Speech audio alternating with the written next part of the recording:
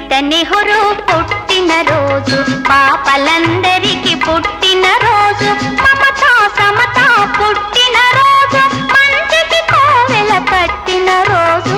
పండిత నెహ్రూ పుట్టిన రోజు.